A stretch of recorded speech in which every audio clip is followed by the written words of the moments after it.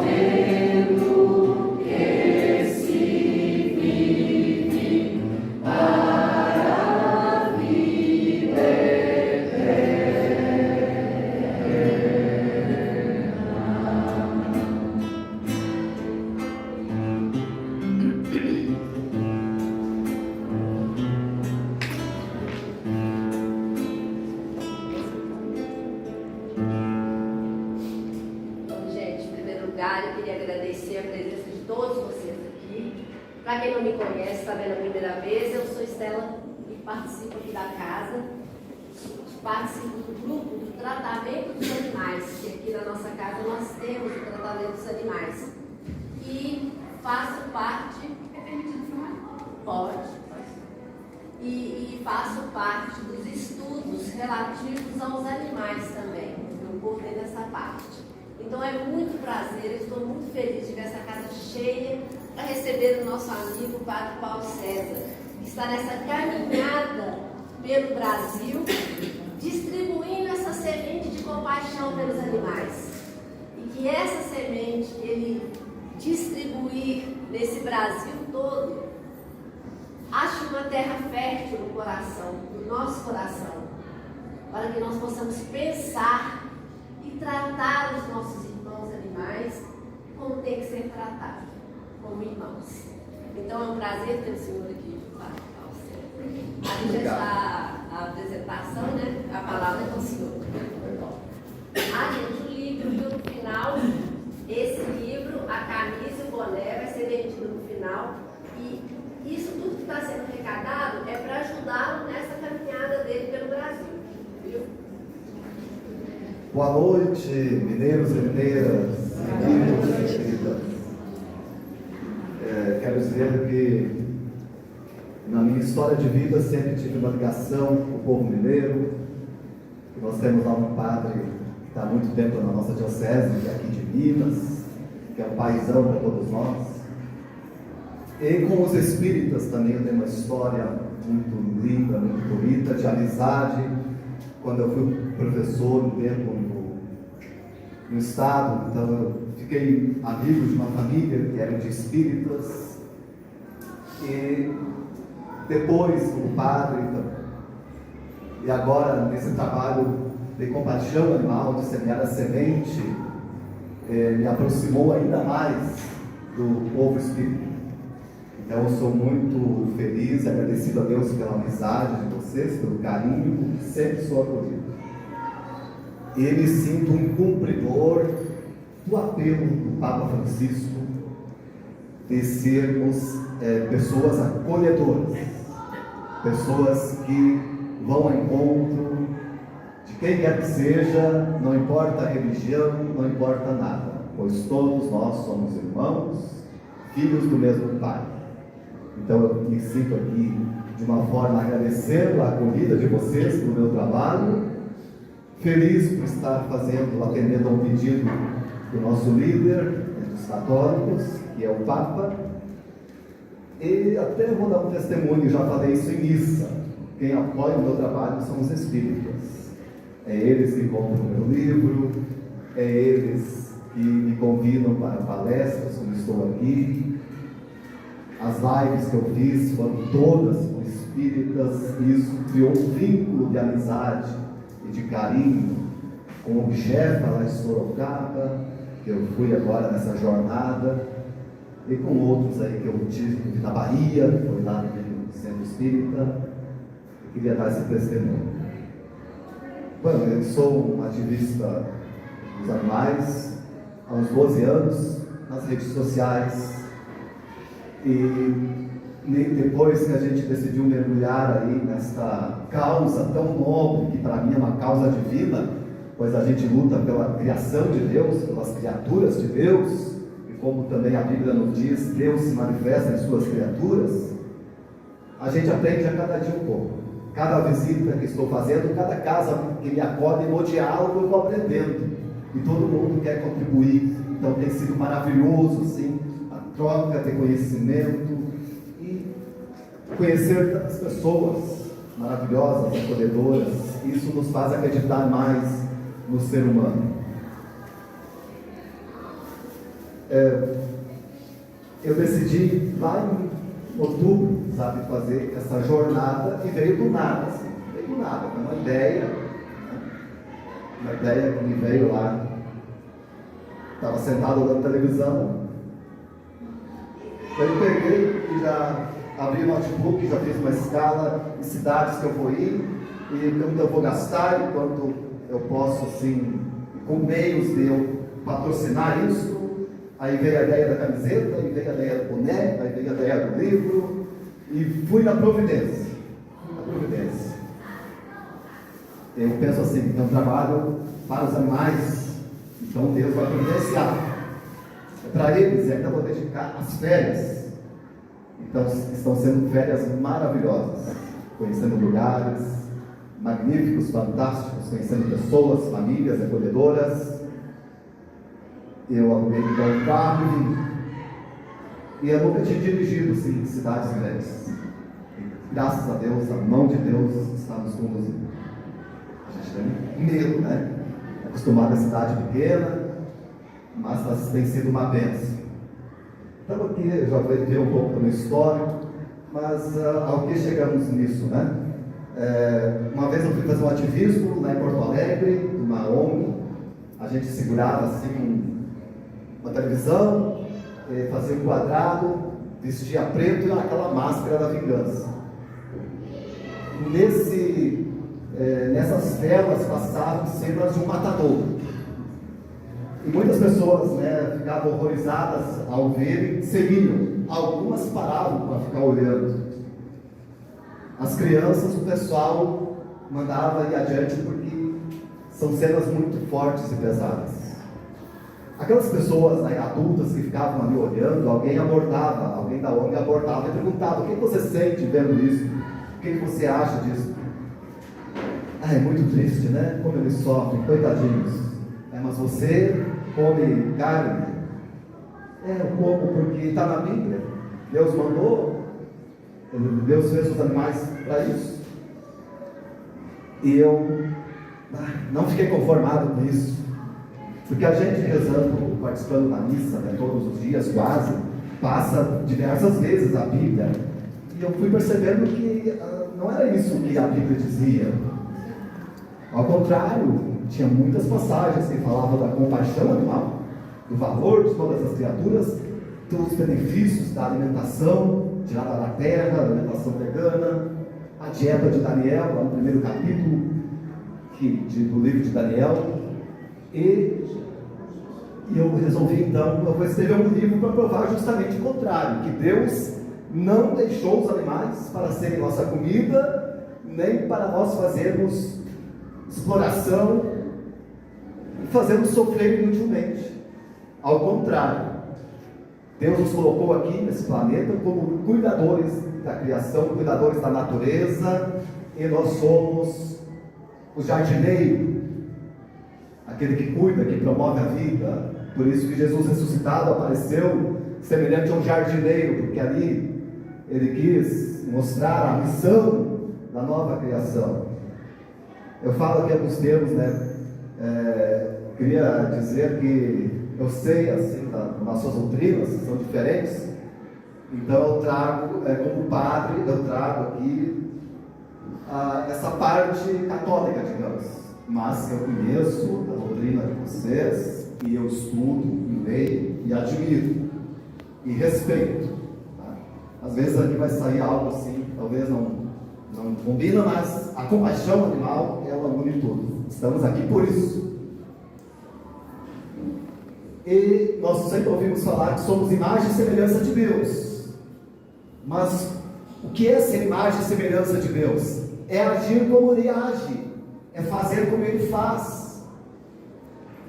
Ele nos colocou como deuses dos animais, digamos. Então os animais veem em nós e esperam de nós aquilo que nós esperamos de Deus, que nós sabemos que Deus vai nos dar. E o que é que Deus nos dá? Deus nos dá cuidado, Deus nos providencia tudo o que precisamos, Deus cuida. E assim os animais esperam de nós a mesma coisa, quando olham para nós, quando nos veem. E claro, como todo ativista, a gente sofre muito, sofre com o sofrimento dos animais, por se sentir impotente, por sair de carro aí numa rua e encontrar 10, 15 cachorros abandonados e não poder resgatar, ou ver os cavalos nas carroças sendo torturados, não poder fazer nada. A gente sofre, e eu sempre acolho o sofrimento dessas pessoas, porque eu sei, me coloco no lugar delas. Então penso que essa minha missão, assim, de semear semente, é uma maneira de contribuir para que não haja mais esse sofrimento, que se origina da compaixão. A palavra compaixão, do latim, compassio. Passio é sofrer, sofrimento, daí vem paixão. É sofrer como. Então, é uma questão de ética. Eu me coloco no lugar daquele ser que está sofrendo, sofro também, e vou fazer algo para livrá-lo daquele sofrimento, para que eu também não sofra mais. E esse é um dos sentimentos mais valorosos, mais bonitos, que nos aproxima, de Deus. Eu fui para fazer um pente fino na Bíblia, para fazer o livro. Olha, eu pensei que ia fazer um só, mas eu encontrei mais de 400 passagens que podem ser trabalhadas em 3 grupos, digamos. Passagens que falam dessa compaixão animal, passagens com respeito à alimentação, que é vegana, e aquelas passagens difíceis, que manda fazer, como Deus mandando fazer coisas que nós não compreendemos hoje. E aí eu vou dizer o que me fez, me animou, me deixou livre para fazer uma interpretação, uma visão de compaixão, uma visão pelo sentir, pelo coração. Foi o que o Papa Bento XVI escreveu. Ele escreveu um documento chamado A Interpretação da Bíblia na Igreja. Então ele disse, em uma parte, que muitas passagens, principalmente do Antigo Testamento, são caducas, sem sentido, ultrapassadas, obsoletas. Outra parte ele diz, a Sagrada Escritura, ela só tem sentido se for trazida para a nossa realidade, para a nossa vida, contextualizando-a, atualizando-a, levando em conta os progressos técnicos, científicos, morais e éticos da humanidade aspirando à paz universal. Porque se fosse diferente, ao pé da letra, fundamentalista, e foi o que serviu para muito tempo algumas perversões da humanidade, como a escravidão, a guerra, a violência, o machismo. Eu poderia ser defensor de tudo isso, pegando trechos isolados lá, principalmente do Antigo Testamento. Então é preciso trazer para o nosso tempo. Isso me deixou livre para compreender, né, que isso o Espiritismo tem de muito lindo, maravilhoso, que é a evolução do ser humano. Ele evolui, ele pode progredir. Mesmo um salmo da Bíblia diz: feliz o homem que na lei do Senhor Deus vai progredindo.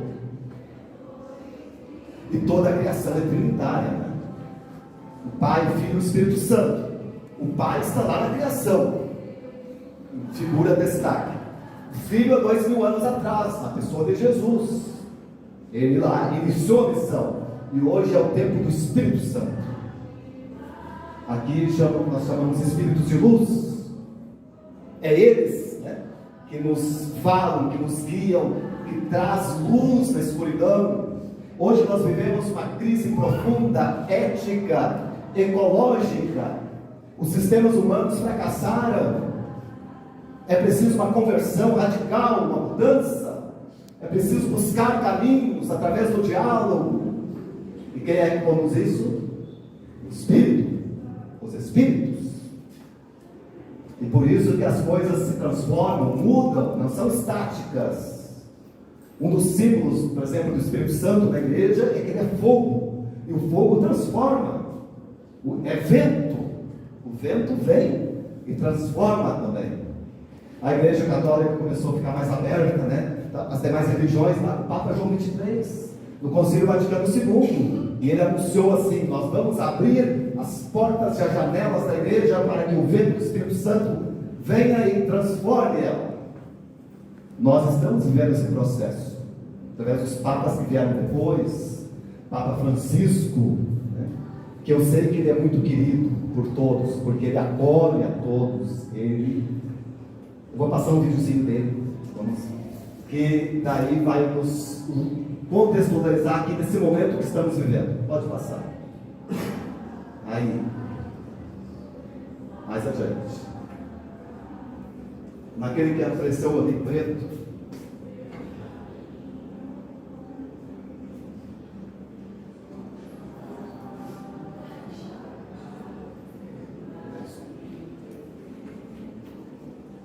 Não vai atenção, mas olhem ali.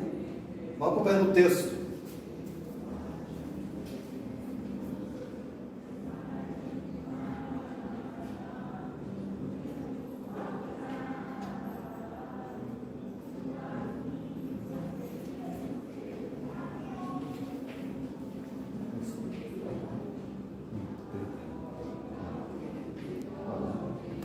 Não tem som. O som saiu. Mas estão acompanhando o texto ali?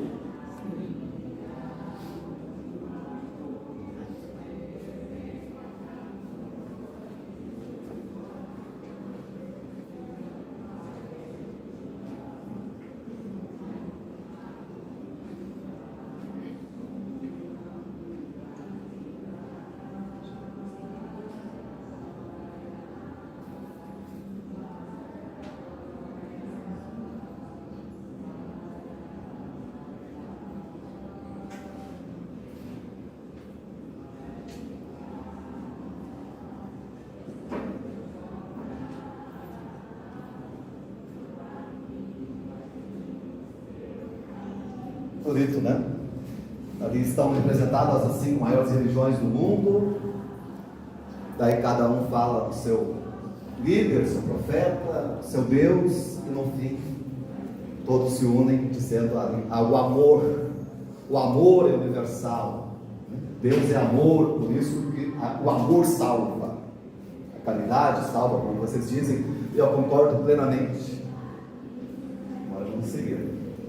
Então o Papa tem feito um esforço muito grande assim, para unir. Ele escreveu agora a última encíclica Fratelli Tutti, que significa somos todos irmãos.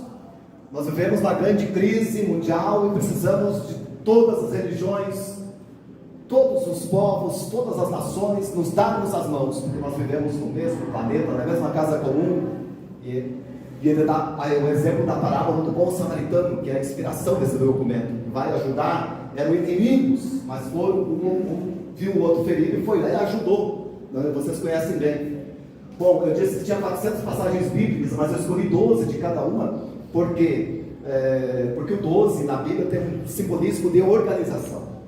Mas eu não vou, sabe, eu preparei um material que eu tenho que ir cortando, porque levaria muito tempo. Mas aí, vocês quiserem depois, eu consigo esse PowerPoint. Então aqui, tudo vem de Deus, tudo é criado por Deus. Quando eu vou falando, vocês podem ir lendo, vamos se identificar com esse texto, Gênesis 1, 20 e 25. Olha, se tudo é obra de Deus, é tudo criado por Deus, então tudo tem valor, tudo, Deus está em tudo. Como um pintor, ele pode ver várias obras, todas têm um pedaço dele. E aqui faz a gente se libertar daquele especismo espiritual. O que é isso? O especismo espiritual é acharmos que somente nós somos as criaturas de Deus. Somente nós temos direitos, não temos nenhum dever. Então, os animais, eles estão ao nosso serviço. Ao contrário, nós, com as demais criaturas, nós estamos aqui para servir e glorificar ao Criador, a Deus. Nós não podemos nos colocar no lugar de Deus. Isso o Papa vai dizer na Laudato Si, número 67. Não somos Deus. Então tudo veio dele. Tudo veio dele e volta para ele. Aqui é a criação, né? Na sua origem, tudo em harmonia, que eu particularmente acredito que isso aqui voltará a acontecer, que está na profecia de Isaías, capítulo 11, ele narra essa imagem aqui. A alimentação lá no plano original de Deus, no Gênesis, é uma alimentação vegana. É a do plano de Deus. Hoje nós temos uma comunidade judaico-cristã lá em Israel, que ela resolveu viver conforme essa passagem. É uma comunidade de 5.000 pessoas. Lá se morre por velhice. Não tem doença. Quem tem 80 parece que tem 60, quem tem 100 parece que tem 80, passa de 100 a média de vida. Não tem violência, porque vivem, né? Aqui outra passagem: não matarás, promoção da vida. Aqui nós temos uma cena de covardia, de caça. Aqui nós temos tentando salvar uma vida. Essas dicotomias, né, humanas. Ali, não matarás, não está escrito não matarás o ser humano, os outros seres podes matar à vontade. Toda a vida importa. A gente sempre está rezando isso, um dia na missa de uma peça assim, por todas as manifestações de vida. Aí nós estamos ouvindo o que nós rezamos agora? Por todas as manifestações de vida. De compaixão, se vires o jumento de teu inimigo caindo sobre a carga, aguarda-te de passar adiante, ajuda-o a descarregar. Essas cenas todos os dias, né? Nós encontramos nesse Brasil, pelo mundo afora, deve ser todo dia. Nós temos aqui a Fernanda, do Brasil Sem Tração Animal. Eu já acompanhei ela em alguns resgates. Animais que são explorados à exaustão, que são animais preciosos, que são animais iluminados, né, que só passa um carinho. Tem aquele cavalo terapeuta que ele vai lá no hospital e ele é solto assim, e ele vai nos quartos onde tem alguém morrendo para confortar essas pessoas. E quanto desagrada a Deus cenas como essa. São os animais que mais sofrem assim, porque é um sofrimento explícito que está aí nas ruas, está aos nossos olhos. Podemos continuar? Maldito que pega com um animal qualquer, e todo o povo dirá amém. Aqui eu falo é chamado zoofilia, mas não é o termo correto, segundo a doutora Sônia Felipe, que é uma estudiosa né, na filosofia sobre isso. O termo certo que ela coloca é zoorastia, porque zoofilia é amor ao animal. Zoorastia é abuso do animal, assim como pederastia é abuso de criança. Então isso aqui é um crime, que a Bíblia chama de maldito, mas infelizmente isso é uma cultura no Brasil, é cultura, e vira gozação.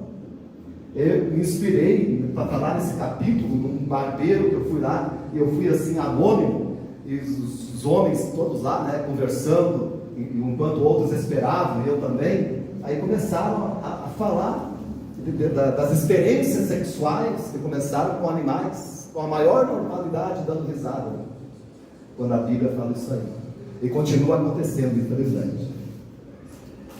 Aqui, a questão, né, desse cuidado com os animais, tudo fazer a vontade de Deus, é uma questão de liberdade.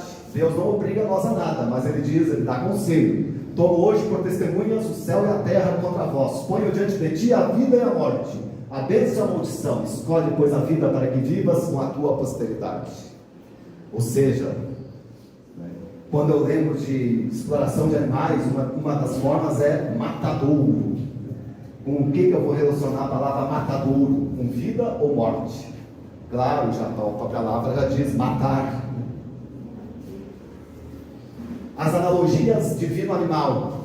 Sempre Deus quer mostrar a sua bondade para nós, as suas características. Ele se compara a um animal.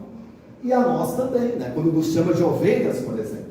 Ovelhas que ouvem o bom pastor, que segue a voz do pastor, porque a ovelha tem essa característica, ela só obedece ao pastor dela. Nenhuma outra pessoa ela ouve. Aqui a proteção é como uma águia que protege o seu ninho, os seus filhotes. Vamos ver outras aí adiante. Pode passar. A dignidade dos animais em Judite. Ó, enviastes o vosso espírito, foram criadas e nada pode resistir a vossa voz. Fizestes todas as coisas, todas as criaturas. Aí eu pego, não tem aqui animais, mas tem as criaturas. Todos são um substantivo comum, né, que significa tudo está incluído, nada fica de fora. Eu vou te atrapalhar um pouquinho.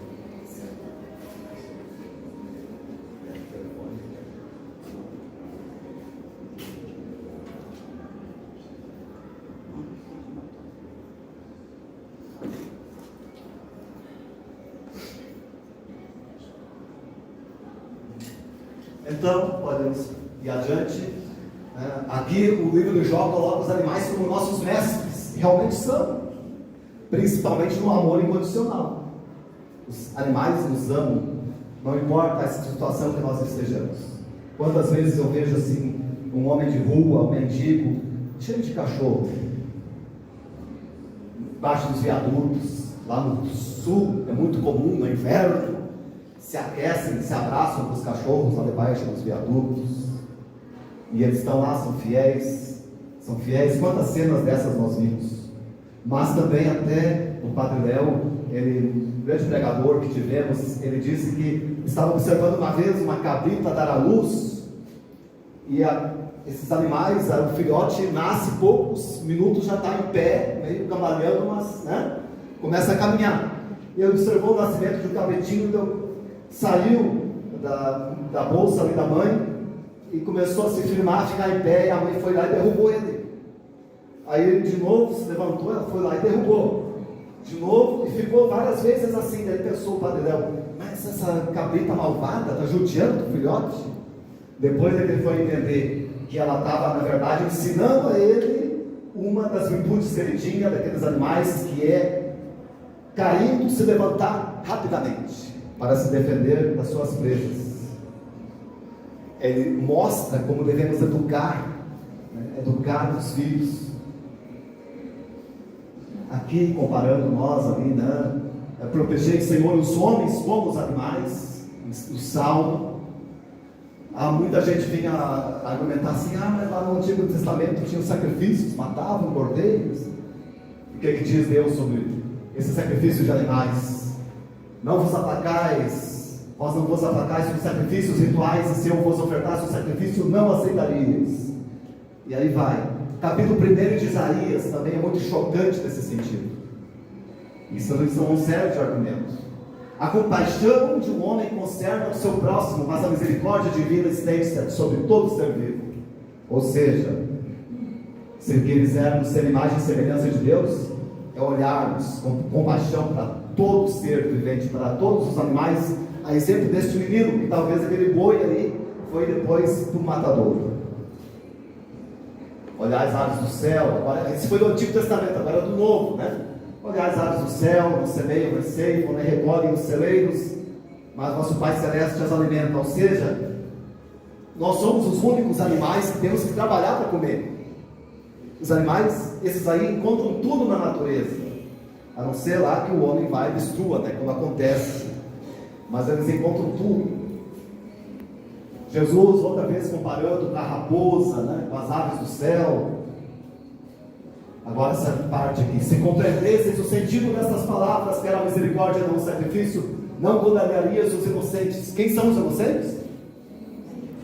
Os animais. Porém, continuaram condenando. Continua ali tudo o cuidado de Jesus por nós. Ele sempre dá o exemplo da ovelha, lembra das 99, né? Tudo é relacionado com animais.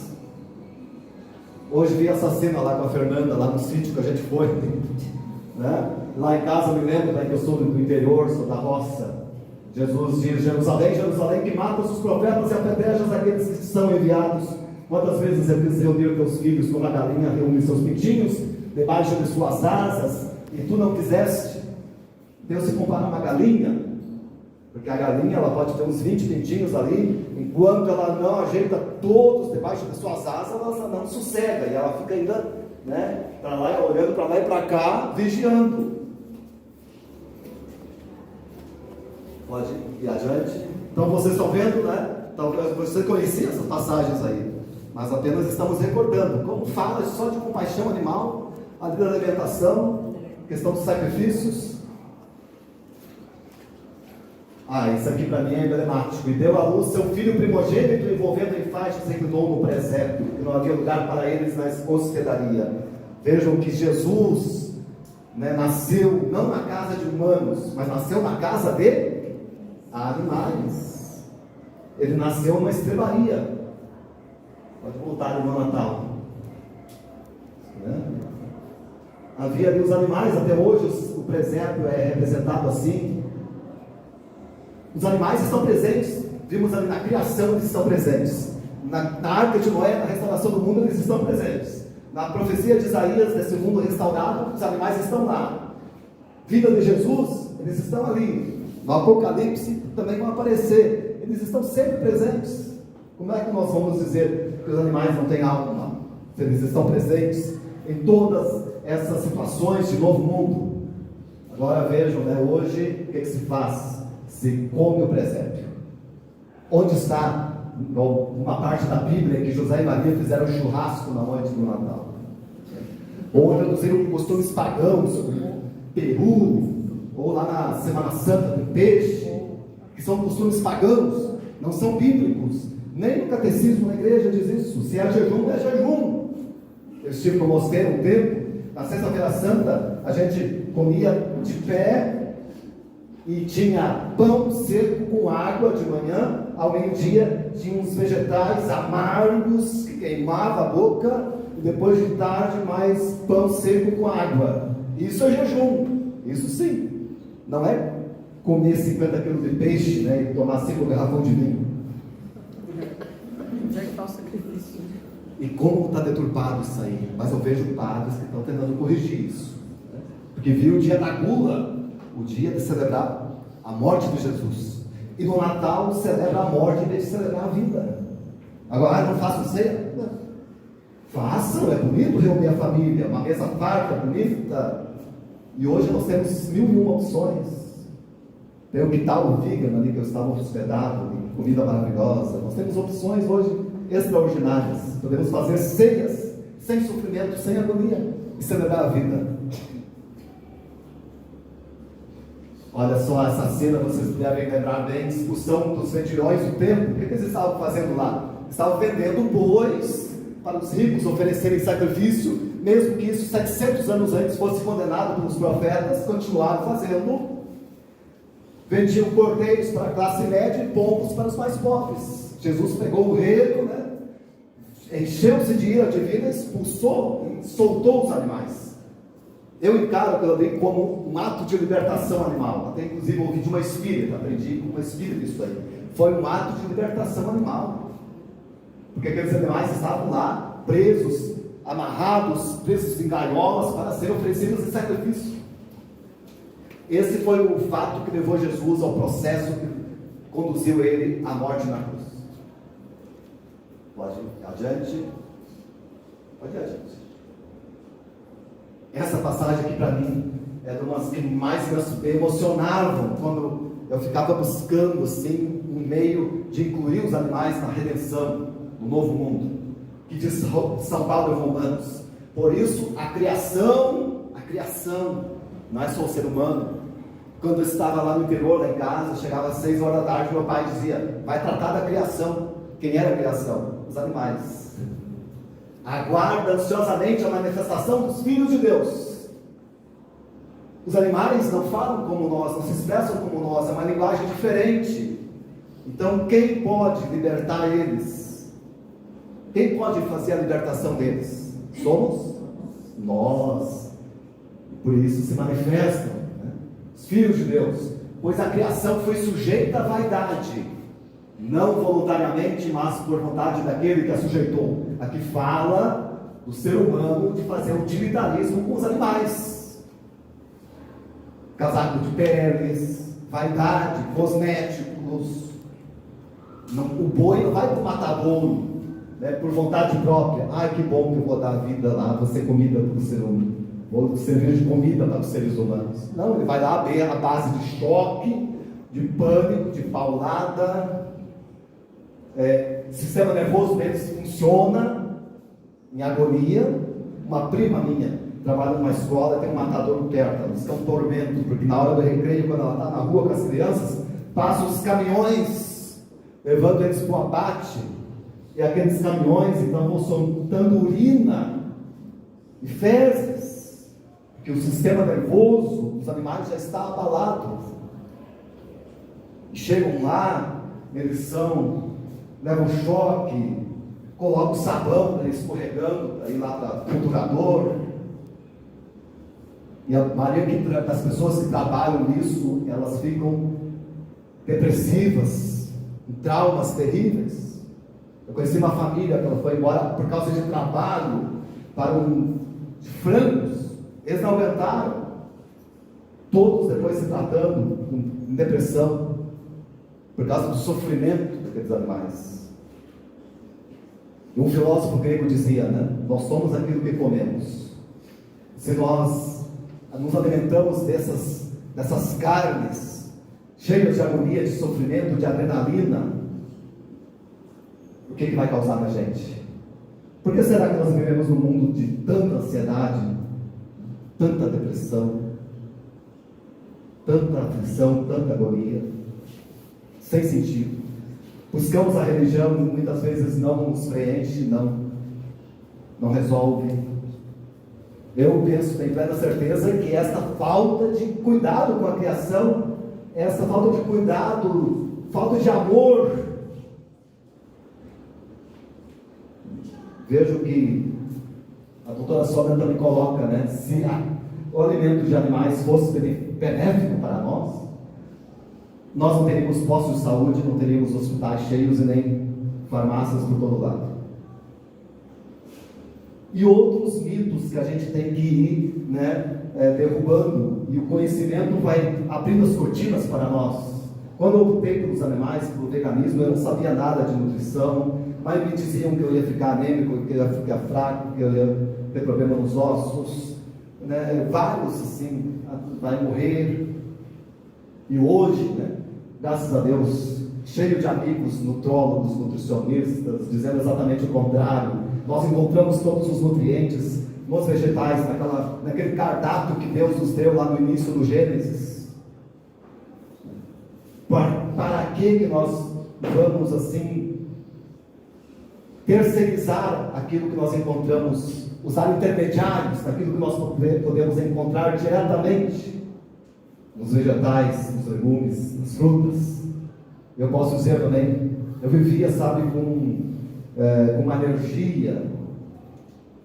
Eu era professor e eu andava com papel higiênico no bolso, porque o nariz corria direto, eu tinha vergonha, porque pingava água, pingava, e chegava de noite, cimentava tudo, eu dormia, respirava pela boca, anos e anos assim. Parei de tomar leite, desapareceu tudo. Desapareceu. Por causa que o leite mantém nosso corpo inflamado. Hoje eu vi uma pesquisa, por que disseram para nós tomarmos leite? Por causa dos ossos. Pode fazer uma pesquisa. Onde mais tem osteoporose no mundo? Estados Unidos. Onde mais consome leite no mundo? Estados Unidos. Ué, não fechou? Não fecha essa conta? Então cada animal, cada espécie toma leite da sua mãe. Depois não precisa mais. Só nós é que buscamos leite em outras espécies depois. O leite da vaca é para formar os cascos e os chifres do boi ou da vaca. Mas um colega meu disse, então nós vamos ter também? Não. Como esse leite é para o bezerro, o nosso organismo não assimila, ele rejeita. E aí inflama o corpo. Então, lógico. E nós temos aí leite hoje, de tudo que é tipo, né? Vegetal, que é nutritivo, que faz bem. Esses mitos, porque a ciência, assim, eu penso que não, quando ela é tomada por interesses econômicos, assim, ela não, nem sempre ela diz a verdade. Eu tenho comerciais lá dos anos 40, de médico com estetoscópio, um médico, fumando e dizendo que cigarro era bom para a saúde, representando a ciência. Depois, então, aí os filmes, né, todo mundo fumando lá, lembram? E agora a gente olha para aquele cigarro, o que a gente vê? Então, infelizmente, isso acontece na ciência, quando é manipulada por interesses econômicos, acontece também na religião. Na religião, como é? Quando tira da reflexão a visão ecológica, a visão da criação, a teologia da criação, que agora está ressuscitando pelo Papa Francisco, quando escreveu a Laudato Si, que é um livro, uma encíclica sobre ecologia. E os interesses capitalistas estão aqui inseridos, porque para esse sistema tudo deve ser objeto, coisa a ser usada para dar lucro, inclusive o ser humano. Então foi criada uma teologia em interesses antropológicos, ou seja, espiritualidade centrada em interesses humanos, quando devia ser ao contrário, devia se fazer uma antropologia centrada na teologia, um modo de viver humano centrado nos mandamentos de Deus, na vontade de Deus, naquilo que encontramos nas Escrituras. E nisso nós somos os guardiões da criação, como diz o Papa Francisco, guardiões dos demais seres. Quando falo em guardiões, o que eu lembro? Anjos da guarda ou espíritos de luz, que estão apenas para nos proteger, para nos fazer o bem. Sim. Só para auxiliar, recentemente o Conselho de Medicina Veterinária fizeram um congresso para discutir o assunto sobre a quantidade de veterinários que suicidam em razão da eutanásia. Isso foi muito discutido e teve um congresso só para se discutir o assunto. O senhor estava falando aí sobre a questão dos matadouros. Você imagina, se nos matadouros já acontece desta maneira, imaginamos aqueles profissionais da área médica que têm que eutanasiar um animal que está em sofrimento. E isso leva muitos veterinários ao suicídio. Sim. Eu queria dar um testemunho que você falou nisso, né? Meu pai é um gaúcho, daqueles que andava puxado, de bota, por baixo, tudo, tradicionalista.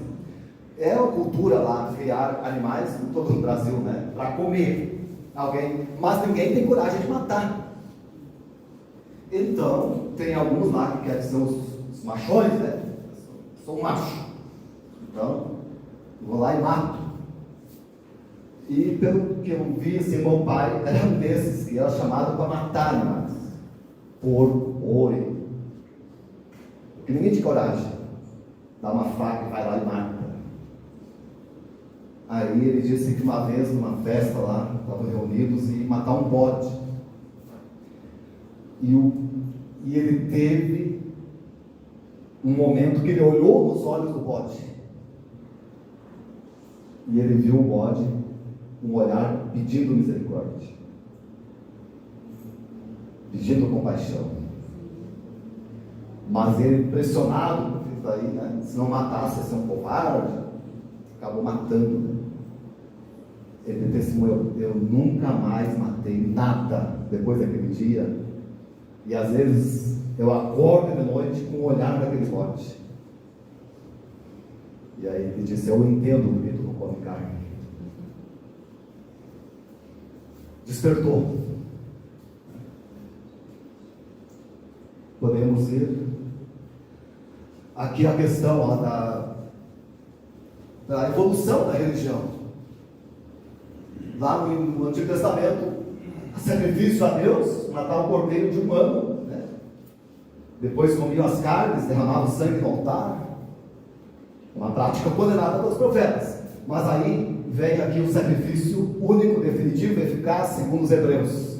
Jesus morre e ele se intitula o Cordeiro. Ele é o Cordeiro de Deus. E ali cessaram todos os sacrifícios do templo. E hoje nós, os cristãos, católicos, ortodoxos, celebram esse sacrifício da cruz com pão e vinho, com trigo e uva, que são dois vegetais. Mas para a nossa fé católica é o corpo e sangue de Jesus, só que agora de maneira incruenta, sem sofrimento. Sem sofrimento, porque ele já fez ali, não é para ter mais.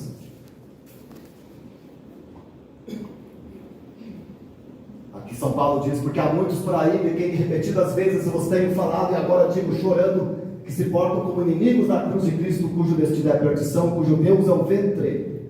Ou seja, o ventre ali, umas traduções trazem estômago, para quem a própria ignomínia é causa de envaidecimento e só tem prazer no que é terreno. Ou seja, tem pessoas que elas comem para fazer por status, fazem churrasco por status, não abandonam, mesmo tendo todo o conhecimento do mundo, não abandonam porque gostam, porque é o meu paladar, porque eu gosto. Este é o argumento. Quantos casos eu vi assim como padre? Primeira coisa, é assim impressionante, lá no sul é o lugar que mais consome carne e o lugar que mais tem infarto e ferrame também. Os médicos dizem que é claro, o entupimento das veias, né? Tudo é gordura animal. Fui visitar um doente que estava lá com um câncer bem avançado. O médico cortou a carne para ele. Você já deve ter visto assim, uma pessoa quando vai iniciar um tratamento do câncer, sempre corta a carne. Por que será? Por que não corta a face, né? Isso já é um sinal, para mim sempre foi um sinal. Isso não é alimento, não faz bem. Então o senhor faz aqui, não adianta só rezar. A minha bênção não vai adiantar se o senhor não seguir o que o médico falou. Aí daqui um mês eu volto aqui. Voltei depois de um mês lá. Ele morreu, padre. Morreu. Não parou de comer. Continuou comendo carne. E aí, e muitos ouvi, eu prefiro morrer do que parar de comer carne.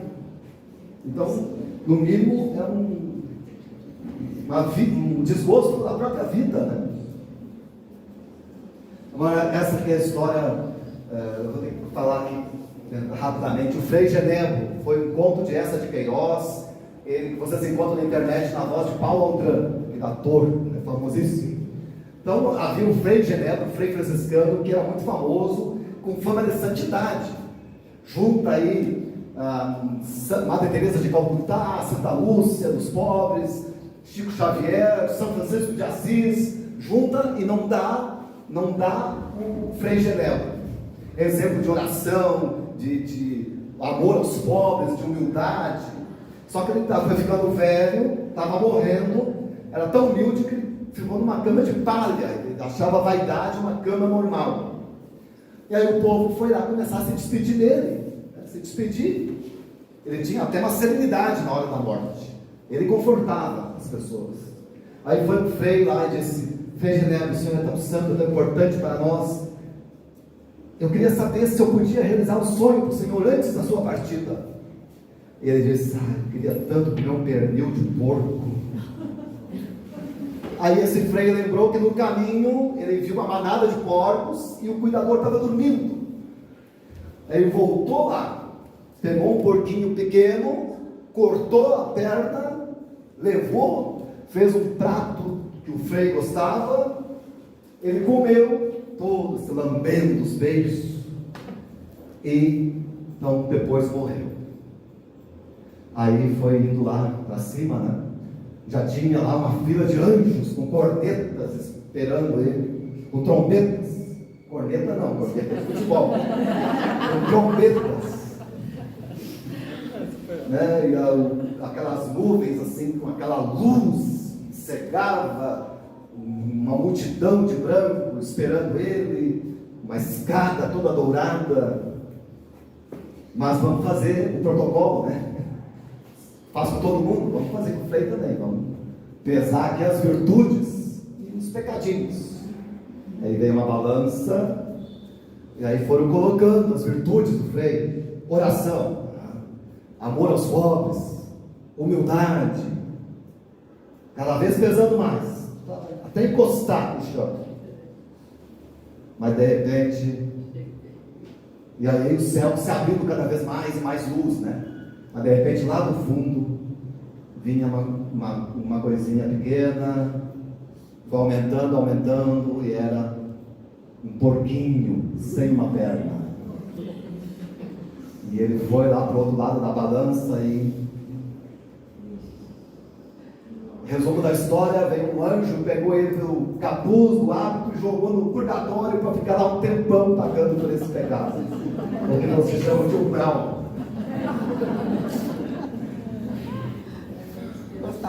Deus, né? E eu penso que isso vale ao contrário, né? Que nós também vamos chegar um dia lá, não sei nesse sentido com a visão espírita, mas que a gente vai ter um encontro com Deus, aí vai colocar lá as nossas mazelas, defeitos, né? Nossos pecados, vai pesar, mas tem uma montanha lá do Padre Paulo, mas é uma montanha. Aí de repente o céu vai se fechando, né? Mas de repente vem lá o cachorrinho, a quem eu dei um copo de água, dei uma comida, vou conseguir um lar, e vai equilibrar a balança. São Francisco dizia para nós: ajudai a toda criatura, também os animais, porque eles também São seus irmãos. Isso. Depois eu sugiro que vocês ouçam, né? O Frei Genebra com Paulo Otran, é maravilhoso. Agora, não é só Bíblia, né? Eu falo assim também, os papas fizeram declarações, e a gente encontra no site do Vaticano, aqui está a data, 28 de maio de 69. Paulo VI dizia que os animais também, criaturas de Deus, em seu sofrimento mútuo, são um sinal do estigma universal do pecado, da expectativa universal da redenção final. Aí aquela parte do Romanos que eu citei antes. Então eu falava, o sofrimento dos animais, né, é o igual de Cristo, mudo. Podemos passar adiante. João Paulo II, ele diz aqui que os animais têm alma. Não faz distinção entre homens e animais quando diz, dirigindo-se a Deus Criador: todos eles estão esperando que você lhes dê seu alimento no devido tempo. Você dá e eles tomam. Então você tira o fôlego deles e eles expiram e ao seu pó voltam. Tu envias o teu sopro e eles são criados e renovas a face da terra. Eles estão juntos, essa renovação da terra. Dignidade animal. Agora vamos ver umas cenas do João Paulo, esse amor que ele tinha pelos animais, com um cachorrinho, um canguru, um koala, ele sempre muito feliz, né? Papa Bento XVI, outros argumentos que até sacerdotes vinham até mim, mas Jesus comia carne, Jesus comia cordeiro, ele era um judeu, ele praticava a ceia judaica. Aí o Papa Bento, numa homilia, um sermão, na Quinta-feira Santa, 2007, ele diz, né? Portanto, Jesus celebrou a Páscoa sem o cordeiro. Aliás, não sem o cordeiro, em lugar do cordeiro, entregou-se a si mesmo, o seu corpo e o seu sangue. Era pão e vinho que tinha lá, não tinha cordeiro nenhum. Então, não ligar a Santa Ceia com o consumo de animais, né? Que esses aí que não querem deixar essa exploração, eles vão se apegando em tudo, né? É como alguém que está caindo no penhasco, está segurando na última raiz de graminha que tem lá. É que o Papa Bento XVI, né, tinha um grande amor por gatos. Ele foi na Alemanha uma vez, o padre pensou, o Papa ia passar e estava com 100 padres em volta. Como é que eu vou fazer para ter um contato com o Papa? Aí ele teve uma ideia, levou o gato. Né? O Papa Bento XVI estava passando, viu o gato, não resistiu, foi até o Papa lá, fazer um carinho no gato. Então, aqui é interessante, ó, ele tinha um gato chamado Chico, então ele pediu para o secretário, o pessoal dele, incorporar o Chico, o gato, e contar a vida segundo a visão do gato. Por isso que é José por Chico. Papa Francisco, né, fala que também desse novo céu, nova terra, em que os animais também farão parte. Não vou ler porque são grandes, né? Vamos indo. Aqui ele abençoando os cães guias lá, né, dos cegos. Passa adiante. Há outros seres indefesos que muitas vezes ficam à mercê dos interesses econômicos ou do uso indiscriminado. Refiro ao conjunto da criação. Nós, os seres humanos, não somos meramente beneficiários, mas guardiões das outras criaturas. Isso na exortação apostólica Evangelii Gaudium. E aqui ele fala sobre a destruição da natureza, da biodiversidade, que é a vida diversa, né?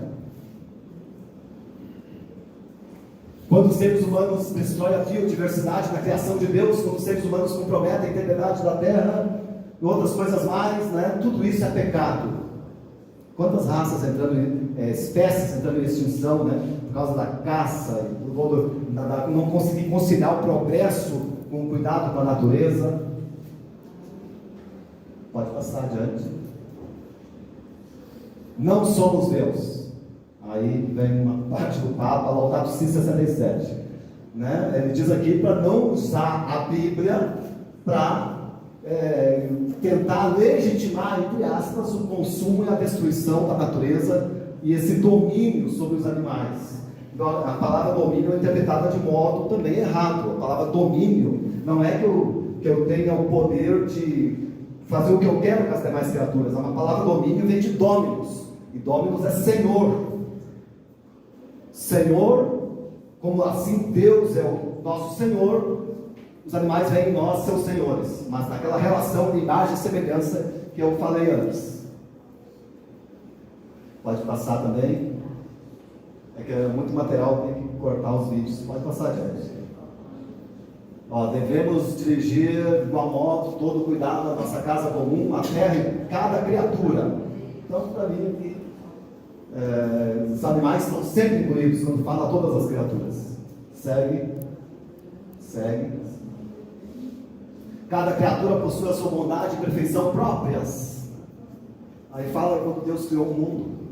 Pode ir. Aqui fala o catecismo da Igreja Católica. Os animais são criaturas de Deus que os envolvem com sua solicitude providencial. Por sua simples existência, eles o bendizem e lhe dão glória.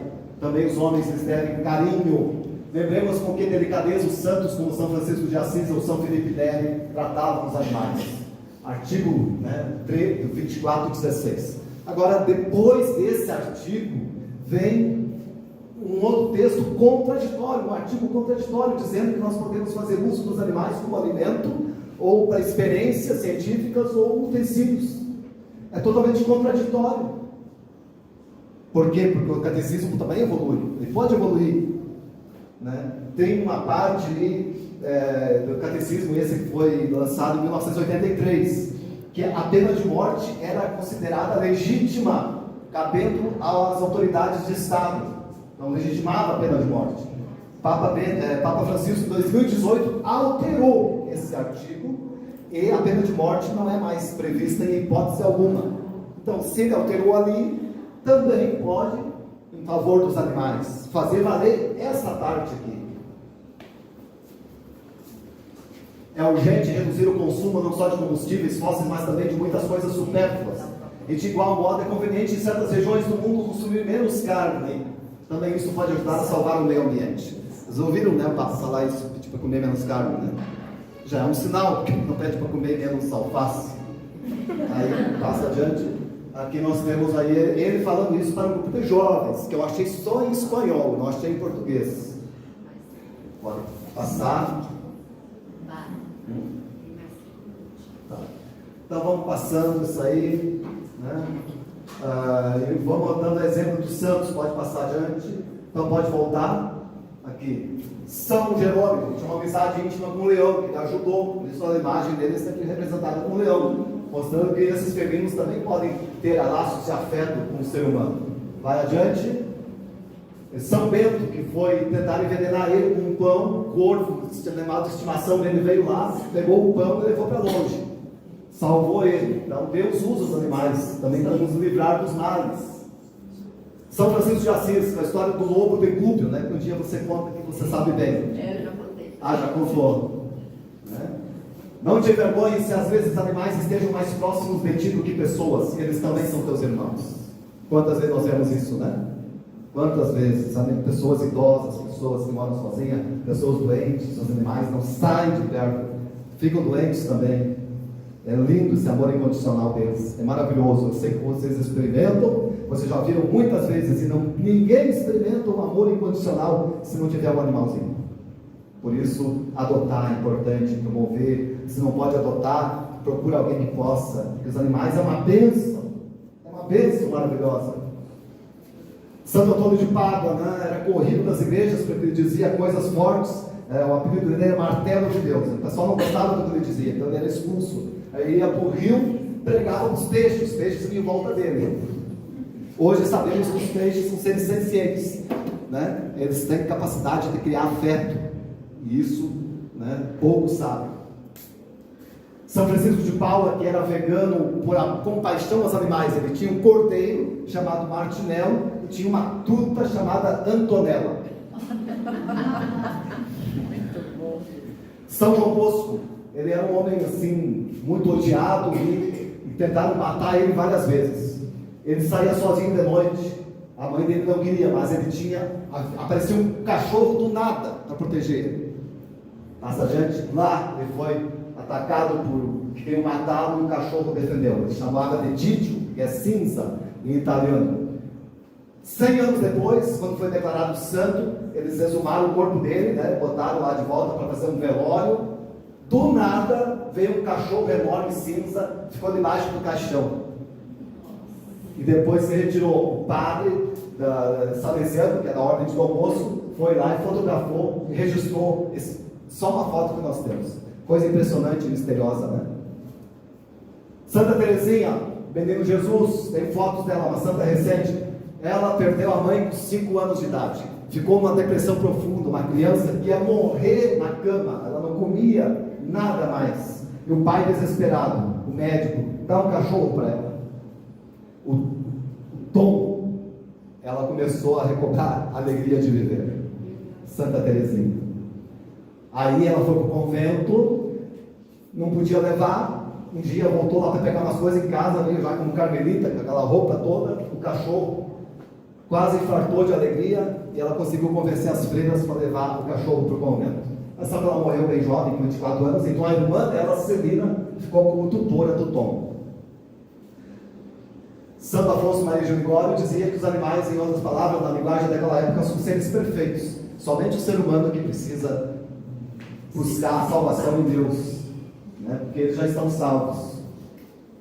Santa Teresa de Calcutá, que era vegetariana, os animais foram criados pela mesma mão caridosa de Deus que nos criou. é nosso dever protegê-los e promover o seu bem-estar. São Roque padroeiro os cachorros. Ele viveu um tempo da peste negra, tipo uma pandemia que nós vivemos hoje, só que essa peste ficava o corpo todo em ferida e era muito contagiosa. Ele foi ajudar os pobres, pegou a peste para não passar para sua família e foi morar no meio do mato. Se isolou. Um cachorro todo dia ia lá levar pão para ele, comigo. E aqui é um beato recente, que morreu faz uns 15 anos, o Carlo Acutis, italiano, declarado pela igreja como quase santo já. Ele era resgatador de animais, era protetor animal também. Então é isso, gente. Encerrou meu tempo. Eu tinha ainda material litúrgico do missal, né? Então queria deixar essa mensagem aí. O meu trabalho aqui é mostrar que a Bíblia nos ensina a termos compaixão pelos animais, a nos alimentarmos bem, e que existem passagens difíceis que devemos trazer para o nosso contexto e ver a interpretação correta. Então esse é o objetivo do livro. É aqui a camiseta que eu elaborei, que é rapidinho, tá? É assim, e fiz o boné também. O círculo é o planeta, a cruz que tem é o sofrimento dos animais. E aqui os animais que mais sofrem, né, com essa exploração: as vacas, porcos, aves, o peixe, os peixes. Aqui o padre vegano, por enquanto, é o que tem. Sonha um dia uma comunidade vegana, uma paróquia vegana. Libertação animal, que é um movimento que já tem na igreja, começou na Europa. E aqui as palavras englobam todas as áreas do ser humano: espiritual, fé, esperança e caridade. Fé é acreditar naquilo que ainda não se vê. Esperança é esperar, mesmo contra toda a maldade que nós vemos ao nosso redor. E caridade é aquilo que salva. Só um pouquinho, só terminar aqui. Emocional, termos sobriedade, porque a gente às vezes não consegue resolver todos os problemas que aparecem para nós, e não podemos desesperar, porque outros animais precisam de nós. Equilíbrio, evitar extremos, né? Hoje nós vivemos assim esse perigo de política, de religião. Eu não vou porque é de outra religião, porque é lá do partido A ou B. Não, quando a gente vê um animal ali sofrendo, aquilo que deve estar acima de tudo, é aquilo que vale. E daí a gente se une. Lembrem do bom samaritano. E isso, motivação. Aí vem na física, prevenção. Bom, se eu sei hoje que a carne causa câncer, que o leite faz mal, então se eu evitar, eu vou prevenir, para ter saúde, essa de saúde, exercitar, né, comer bem e tratamento. Quantas pessoas que, eu sou o caso que eu dou exemplo depois, me livrei das alergias, largando o leite. E mental, os pensamentos, ética, me colocar no lugar do outro, me colocar também no lugar dos animais, já que eles são nossos irmãos da criação. Informação, vamos pesquisar. Hoje nós temos assim dilúvio de informação através de livros, de artigos, de documentários e ativismo. A gente quer semear, quer passar essa mensagem adiante. Então aqui, eu acho que é um verdadeiro, coloquei nesse símbolo. Alguém perguntar o que significa? Olha, eu quero agradecer, eu quero uma salva de palmas.